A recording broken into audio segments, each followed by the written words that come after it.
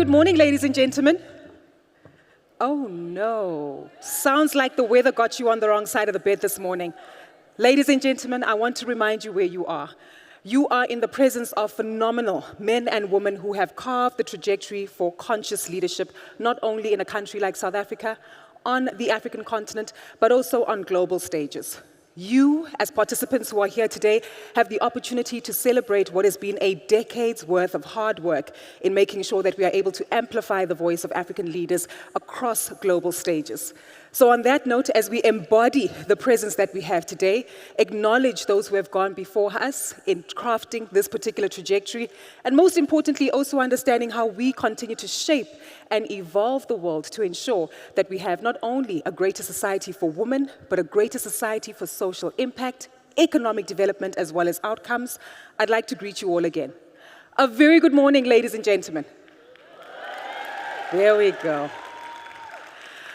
I don't take it for granted that each of you have taken the time to join us here today for our very first panel discussion, and of course, what is the 10th anniversary of the Forbes Women Leading Summit on the African continent. When we started this journey about 10 years ago, myself, Fifi, and my other colleague, Nozipho, were just young girls. But I must tell you that over the years, through the leadership and experience of those who have journeyed with us, we've had the opportunity to experience what our first panel discussion will address today. Conscious leadership. How it is that we craft and create dynamics that embody trust and create an effort to craft an ecosystem where many leaders can evolve, adapt, and most importantly, make a sustainable impact in the societies that they are in. Not only in terms of economics, but most importantly, the overall development and enhancement of human nature. So, I'm going to introduce our panelists today who will be giving us some insight into this particular theme, many of whom have backgrounds within corporate leadership. They are chief executives, they are advisors of policy to global leaders, and they themselves have also ensured that through their concerted effort, highlighted level of self-awareness, they've also contributed to the development of not only women, but society in general by embodying conscious leadership. On that note, let's meet the panelists.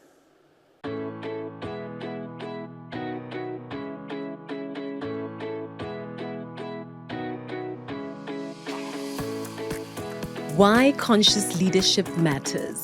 Building trust, transparency, and self-awareness. Brenda Kali is the founder and chairperson of Conscious Companies and CEO of Conscious Leadership and Ethics Institute. Kali is one of the leading voices in advocating conscious ethical leadership. She has over the years set into motion a stream of consciousness that is organically changing the landscape of how business is done and the ethos of leadership. Lady Lele Mpogoyo, Executive Director of Global Impact Consultancy and a women's rights advocate. Pogoyo is a distinguished trade and investment expert, passionate women's rights advocate, and an influential voice in global governance. As the founder of the African Youth and Women Empowerment Initiative, she has empowered thousands across Liberia and Africa. Greg Solomon is the Chief Executive Officer at McDonald's South Africa. Over the past 10 years at McDonald's, his leadership has resulted in 10 years of revenue, market share, and profit growth. His unwavering drive has also seen him elected as a board member of McDonald's South Africa and chairperson of the Transformation and Sustainability Subcommittee. Futhi Mtoba is the co-convener of Women Economic Assembly. Her life story is a testament to excellence, empowerment, and tireless dedication to making a difference in the world. Mtoba was the first African black woman to become partner, board member, and chairperson at one of South Africa's big 5 accounting firms, Deloitte South Africa. The moderator is Gugulethu Mfuphi, award-winning journalist and broadcaster. Well, you've heard their names, their titles, and their brief backgrounds, and essentially what we're going to do is ensure that over the next 25 minutes we get a punchy, pacey conversation that sets the tone and theme regarding the conversation that we're having today. As has been highlighted, the theme for this particular panel discussion is conscious leadership, how it is that we build trust, transparency, as well as self-awareness. And I thought, given the background and expertise of our various panelists, it is important that we perhaps get a gentle reminder of what conscious leadership is and how it is that we actually should embody this and continue to implement it within various aspects of our society. And Brenda, this is where your expertise certainly comes into play. After serving more than, 30 years at the helm of executive positions within JSE-listed firms, you took it upon yourself to actually go on and become an entrepreneur and encourage, develop, and even continue to acknowledge conscious leaders within South Africa's society. Give us a reminder of what conscious leadership is, but most importantly, why it matters. So, conscious leadership is more critical now than ever before against the backdrop of global chaos and leadership crisis that we have currently at the moment. But before we talk about why conscious leadership matters, we need to understand what consciousness is. Mm-hmm. You know, like 50 Shades of Grey, there's 50 shades and meanings and definitions of consciousness. Yep. But understanding consciousness is a subjective and individual experience that is neither quantifiable or measured. So, it's like trying to describe the color of a rose to a blind man, or the taste of honey to someone who has never tasted honey before. It's a futile exercise. So too is consciousness. Mm-hmm. It's a lived experience. You know, I believe everyone is born conscious. It just depends on what you're conscious about. If you're conscious about your body, you'll spend time at the gym. If you're conscious about your sexuality, sex becomes your driver. If you're conscious about accumulating wealth, then the bottom line becomes your focus. 100%. So I'm often asked the question, what do I mean by consciousness? And I can best describe it as this. A doctor takes a knife and cuts his patient. A murderer takes a knife and cuts his victim. The difference between the two is their level of consciousness. The one wants to take a life, and the one wants to save a life. The consciousness of one is murder and profit, and the consciousness of the other is care and compassion. Got you. Now, a conscious leader who has a profound sense of responsibility and the plight of people and their misery, he takes ownership of his environment, society, and as a result, justice, integrity, all of those things becomes his core, becomes part of his DNA. So he just doesn't do the right thing because it's a tick box or compliance. He does it because it is part of within his core. 100%. That's very important because what we're learning from that is essentially context does matter, understanding perspective, but also enhancing your level of awareness to the environment that you're in to address the needs and concerns appropriately. And perhaps, Lady Leela, this is where I'd like to come to you.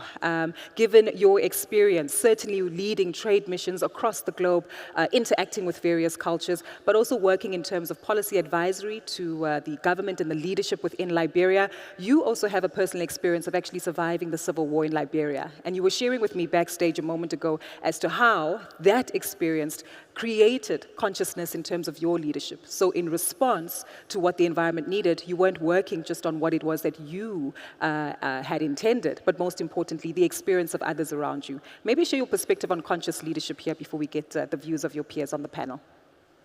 Thank you, Kuku, and greetings, South Africa. I said greetings, South Africa. There we go. Yeah. It's a pleasure being here. I had just met Renuka earlier on, and I was telling her that I have done 5 countries in 1 week. And I'm literally just moving from country to country to country. But it was all worth it to be here on this stage at this very moment, discussing a topic that could not be much more important than this very time. With that being said, my understanding, and by virtue of my lived experience, conscious leadership is is the radical self-awareness of who you are.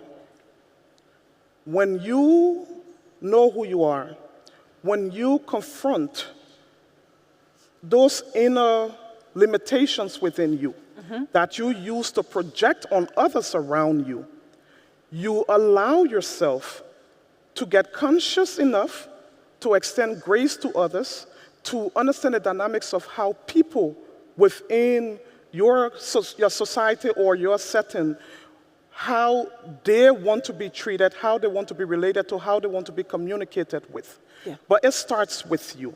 You had mentioned that I'm a survivor of war because I mentioned it to you. So imagine losing your childhood to war at 9 years old. You end up in exile for 5 years. You return to the rubbles of what's left. And you look around you, there's no role models or anybody to look up to.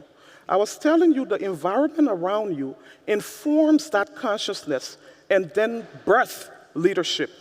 Leaders are not just people who come stand up and everybody applauds for them. Yeah. That's the end result. That is the byproduct of decisions you make within the dark.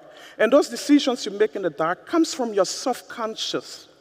Until you know who you truly are, everybody else will project on you.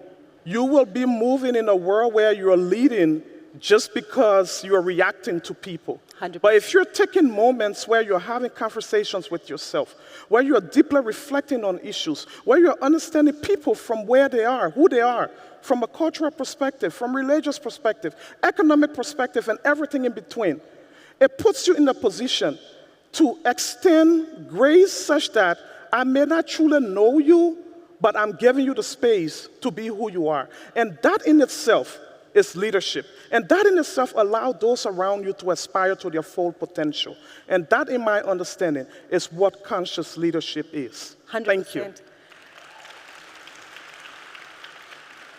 Well, I must say, on the back of your views, as I sat back and I heard you say self-awareness, but also being cognizant of your environment, and most importantly, understanding the perspective of others, but including them, two words came up back into my mind: diversity and inclusion. If you look at this panel, I think you can spot the sunflower amongst the roses. And perhaps I'd like to come to that sunflower with yourself here, Greg, because anyone... You didn't say the thorn. You said see? the sunflower. All right. Yes, sunflower. Well done. Well done. Polite about it, because you're not a thorny issue, you're not a prickly pear. If anything, when we reflect on your work and your leadership at McDonald's for just over 3 decades now, you've really participated in ensuring that McDonald's as an organization not only has a workforce of almost 15,000 people in South Africa, but 60% of whom are women. And there's been an active effort to make sure that you also develop a lot more female-led entrepreneurs through your franchisees. Why I highlight this is because anyone looking at you would say, well, you're white, male.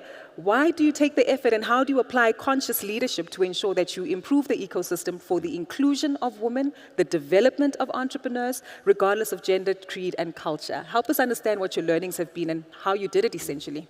I mean, sometimes we get confused that we're doing it for the wrong purpose. I mean, at every business, we're here to make money. We had to make revenue, we had to make turnover. And if I look at my customers, they're moms and their kids and their dads and their grannies and their grandpas. And if our workforce doesn't duplicate or is indicative of the customers that we serve, we'll quickly become irrelevant. But that's from a pure business perspective. But I always say to my team, if we didn't sell hamburgers, if we didn't sell French fries, we didn't sell any of that, who would we be? Who would we want to be known for? Right. No burgers, no French fries. And we got to strip it down into our values, into our cultures. And 3 of our values is family, inclusion. I wonder how many businesses out there have a value of inclusion, where we actually call it out. It sits at a boardroom level table. It sits at a KPI to say that you're being very deliberate, because it's good for the world and it's good for business. I mean, we have 3 steps very, very quickly. It's engagement, elevate, and empower in our journey for diversity, equity, and inclusion, and women are part of that. But the first step is being deliberate. Yeah. Absolutely deliberate. You take a check 1 decade ago, say, where are we? How many women, how many men, how many colored people, how many black people, who is sitting at what level in an organization. It's a scorecard, it's a KPI, it's at board level, and we want to say we want to get from here to here. Next phase is to be supportive. You've got to give the training and the expert. And the next phase, you've got to be trusting.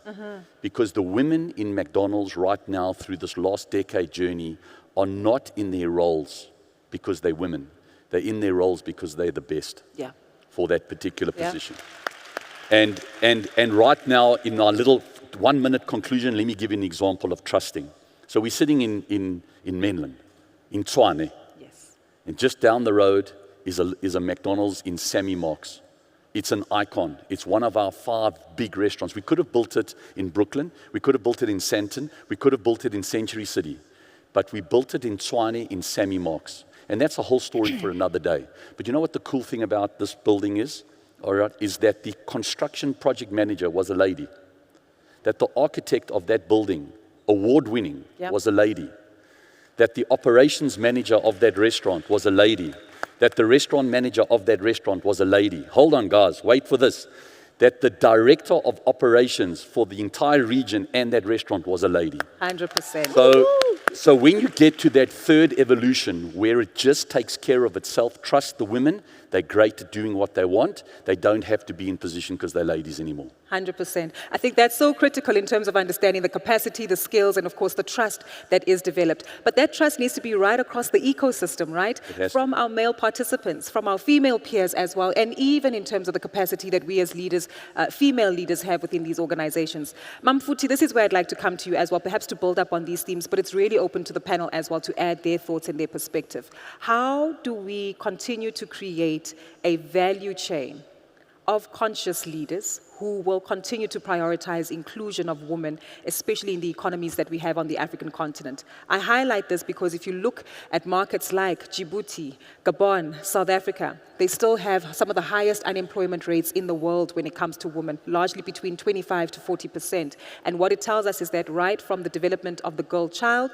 and the boy child through to academia, and of course holding roles within corporate, we need to make sure that there's a conscious understanding of how we develop their leadership. Your views, given your wealth of experience within the business community. Thank you so much, Gugu, for the opportunity. I have really enjoyed the idea of having the opportunity to sit at this panel, and it gave me time to reflect, to say, so where did it all start?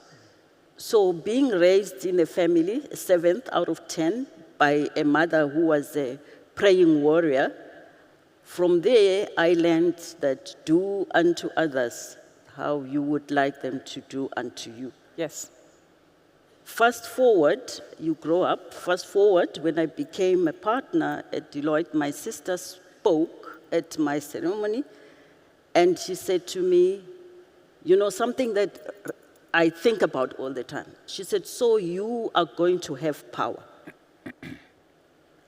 She said, you have to think about how you use your power. Remember, the people in that institution are also made in the image of God. That's how you need to think about yourself. And I have lived that, but it's not something you learn once, it's a daily practice.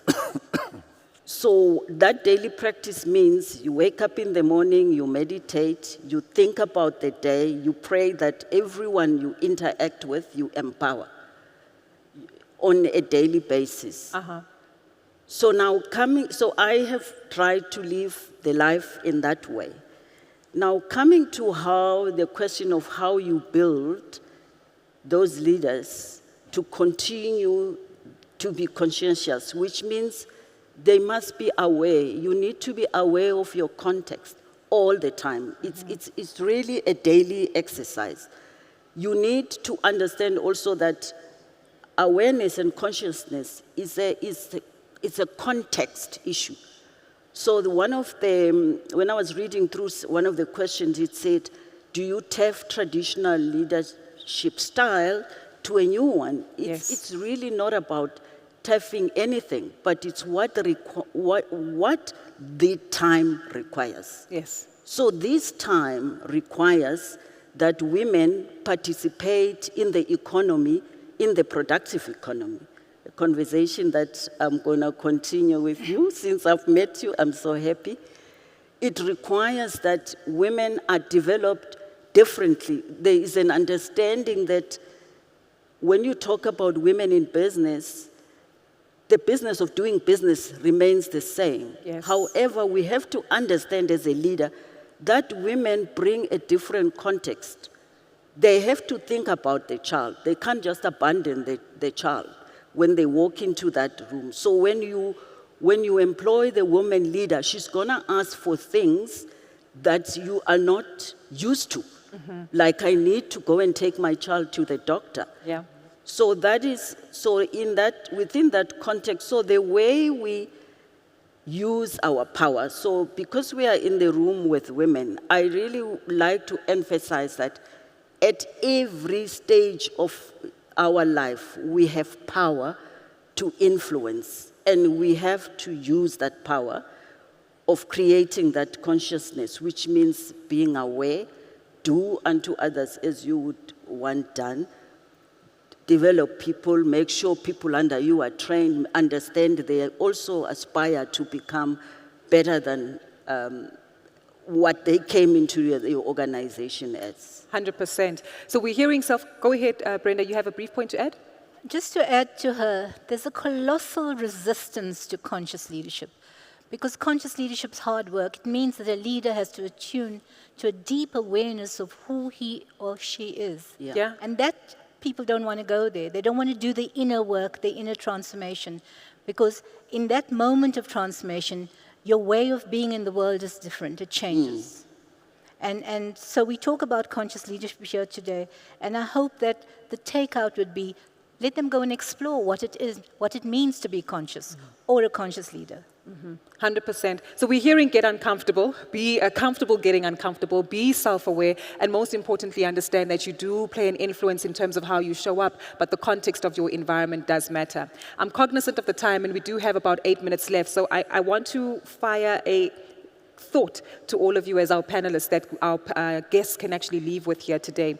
Many of us throughout the course of the day will hear conversations around AI, women entrepreneurship, as well as, of course, highlighting some of the roles that women continue to occupy within the realm of the African continent. There are two themes. We need to be globally competitive, but we also need to be locally relevant. How do we craft more conscious leaders using that theme to underscore the kind of leadership that we're looking to develop? Greg, I'm keen to start off with you just to get your thoughts on this one as we make our way down the panel for closing. I don't think we should overcomplicate it. You know, AI is important, and I think we need to have courageous conversations. I think we need to be able to talk black and white. We need to talk about male and female. We need to talk about responsibility.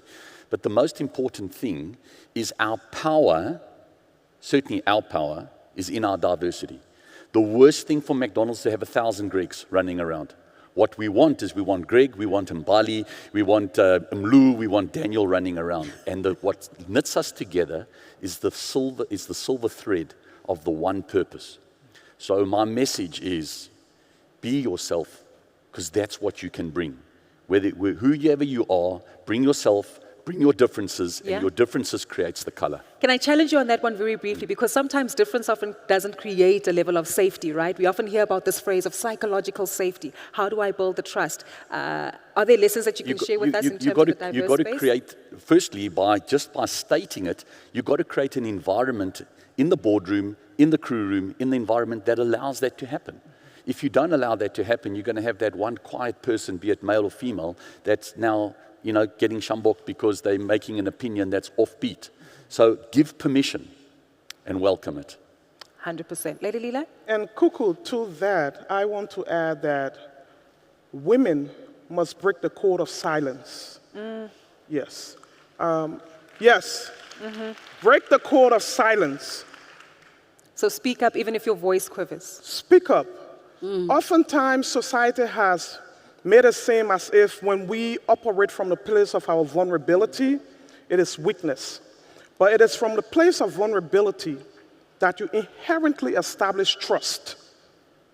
You are able to let people know that this is me, this is my story, this is where I come from, this is my struggle, this is where my limitations are, This is what I need to learn. When people know that, they're able to connect with you inherently on a deeper level. In a world that is so shallow, women are frowned on when we come and operate from a place of our authenticity. But it is from that depth of our core that real leadership is birthed. And in circumstances where, like our big Mama Futi had mentioned, women will ask for things that are unconventional to anyone else. We must take authority and know that there are things that are unique to us. We must ask for it. We must know that we are deserving of it. Yep. We must rise up, take up space in manners and forms that indicates that we are worthy of these things. Oftentimes it seems like, oh, you're speaking too much. Oh, you're being a woman. You're not just being a woman. You're a woman who a few days in a month, you look at God and come back.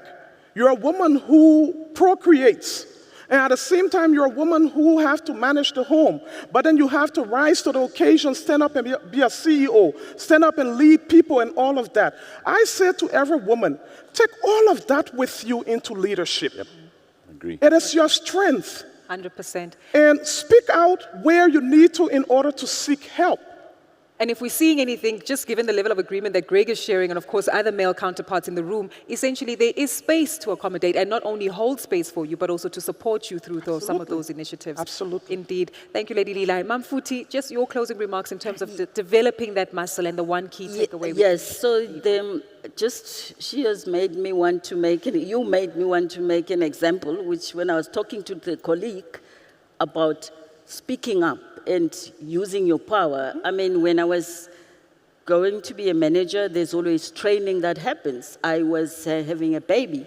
So then, in that case, I wasn't meant to go to the training because where was the baby going to be? So I decided I am taking my baby because I breastfeed at night. I went to the manager, I said, I would like to take my baby to the training. The guy almost fell off his chair. I explained, I said, because I breastfed. And he was just like, oh my gosh. And then he said, so what do you do when you're in the office? I said, no, but that's during the day. I breastfeed at night. So if we're going off-site for training, I need to take my baby. Left, to fast forward, came back, no answer. Then he said, okay, so you will pay for the cost of your room. I said, that's perfect, because I had to bring my nanny anyway. So then as I was leaving the door, he said, please make sure you don't bring your child to where the training is, and secondly, don't tell anyone. I was very comfortable because here I was now going to miss this training, but by communicating to him, I managed to go. And obviously, it influenced policy later, because then they realized this child doesn't disturb anybody at night. He does the same thing. So they're using your power and really speaking out is crucial, as you mentioned. 100%. I'll leave time for you. Thank you. Women navigate some of the most treacherous corridors in the corporate space. And in doing so, life becomes challenging, stressful, and often untenable. So much so that they lose themselves, they lose who they are. And if I can give you one message, it is, if we as women ask a very simple question every single morning, who am I? Beyond your academic understanding, beyond your positional power, your asset base, beyond all of that, just sit quietly and ask yourself, who am I?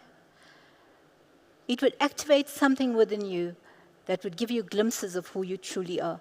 Because as a wife, mother, daughter, sister, brother, beyond all of that, beyond your intellect, you have to sit in a quiet space. We leaders often look at externals. We go into culture revitalization, strategies, processes, metrics, and we never give ourselves time to sit quietly and ask the relevant question.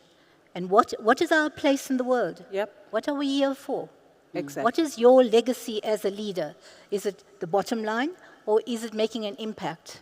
100%. I think phenomenal insights we've heard from all of our panelists, which essentially take us back to the primary fundamentals of it all. Self-awareness, being conscious of what you are aware of and not aware of, and being aware of the environment that you happen to be around. Of course, as has been mentioned, also making sure that you show up as your full self, communicate fully as to what it is that you need, and as a result, the ecosystem and environment around you might shift, or at least you create a heightened level of awareness. Trust is also what has been brought to the fore. Once you not only trust the environment and the peers and the spaces that you're in, but also capacitate yourself with the necessary skills, then we're all able as well to continue evolving within this realm of conscious leadership.